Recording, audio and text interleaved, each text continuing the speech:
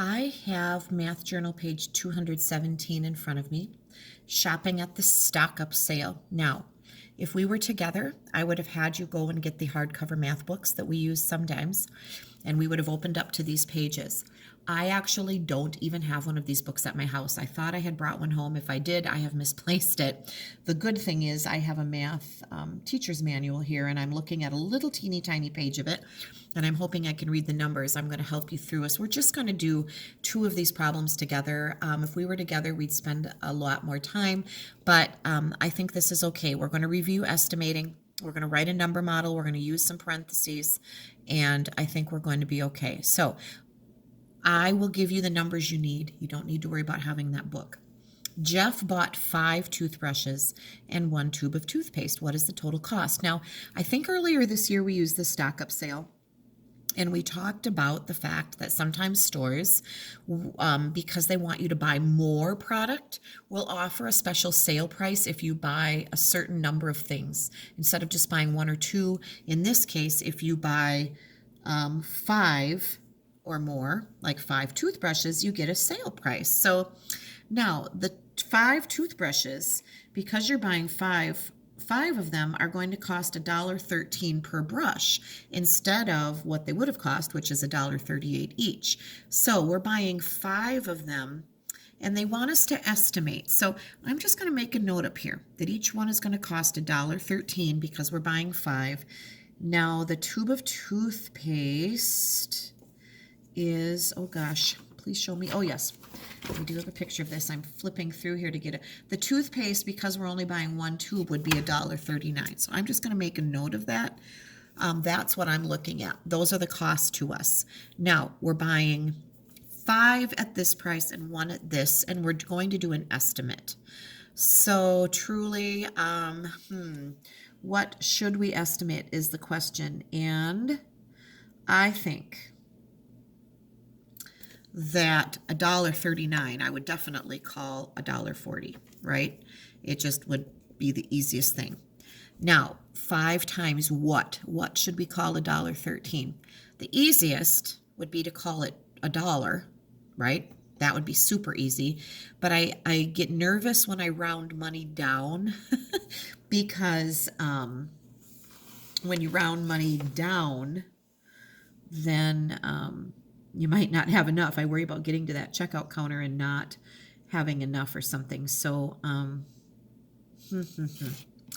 we could call it $1.10. Let's just, for the sake of simpleness, and just because we're figuring out the cost, let's call it $1. Now we're going to build a number model. I would say if we're going to go $1.10 times 5, we should do that first and then add the $1.40 to that. Are you following what I'm doing here? Oh, I went back and I called it $1.10. Well, we'll go with it. That's okay. $1.10 times 5 would be, well, 5 times 11 would be 55. And then put that 0 there, then put the decimal point, you'd have 550, which would make sense. 550 plus $1.40 would be $6.90. I just did that in my head. There's definitely workspace over here for 550 plus $1.40. Can you see what I'm doing? Whoops, I better slip that over. And you could do that and you would get $6.90. That is the total cost approximately. Now, it asks for an answer, an exact answer. If we were doing an exact answer, that would be $1.13 times 5, right? And we can do this too. That would be $5.65 plus the exact $1.39. And that should give us something close here. 704. It's a little more because we didn't round down. But the exact answer is $7.04. Does our answer make sense? Well, you know, our estimate came out pretty close to our actual answer. 5 toothbrushes, a little over $5 a piece. So that's $5, and you've got over $1 into the toothpaste. So, around $7 does make reasonable sense, doesn't it? How would we explain that? Well, if you even said something to the effect of your estimate was close. My estimate of 704 was close to my exact answer. They are close. I think I should have said yes first. Yes, period. My estimate of 704 was close to my exact answer. So, or excuse me, Mrs. Adams, my estimate of $6.90, that is $6.90, was close to my exact answer of 704. Okay. I think that makes sense. So, yeah. Now, let's go on.